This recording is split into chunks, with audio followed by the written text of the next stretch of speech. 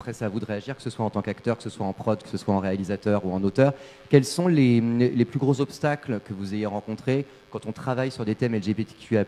Est-ce que, par exemple, ça va être des obstacles d'actualité quand il y a 1,5 million de personnes qui défilent dans le 16e ou dans le 15e contre la manif pour tous, on vous dit attention, mollo sur ces sujets-là pendant 6 mois parce que vraisemblablement l'opinion publique est pas...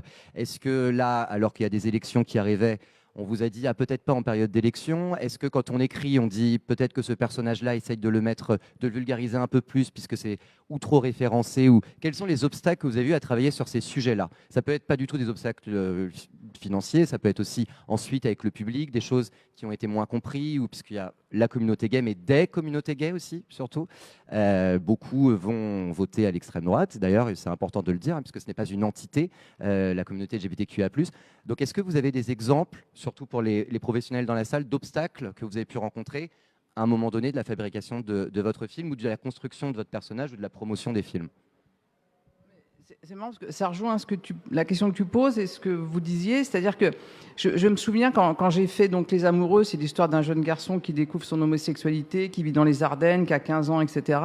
Et donc quand il passe à l'acte, il sort de l'hôtel où il a eu sa relation sexuelle et il va s'acheter un croissant, il bouffe un croissant à pleine bouche. Et je me souviens que j'ai eu des réactions de copains homosexuels qui m'ont dit « Ah mais moi, la première fois, j'ai vomi », enfin tout ça.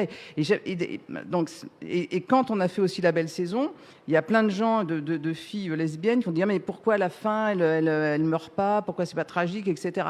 Donc quand tu dis les empêchements souvent viennent même de notre communauté, c'est-à-dire de gens qui voudraient justement faire que les choses soient dramatiques. Alors que moi, justement, je pense que je m'emploie justement, pour moi, même si je fais des histoires qui peuvent être compliquées, qui peuvent être chargées, etc., mais que au contraire, d'amener à des messages, enfin, d'amener à montrer le côté, justement, comme vous dites, joyeux, positif, fort. Justement, il faut qu'on ait le courage voilà, c'est trop facile. Et j'allais dire, c'est justement là où c'est vraiment, ça serait à l'inverse, pas du tout politique, de faire des histoires, je trouve, aujourd'hui, qui soient tragiques et qui montrent, j'allais dire, la souffrance, la douleur, etc. Je trouve que notre devoir politiquement, c'est finalement l'inverse. Et moi, je pense que les empêchements, ils sont plus liés, ce que je disais, à ce qui nous entoure, aux idées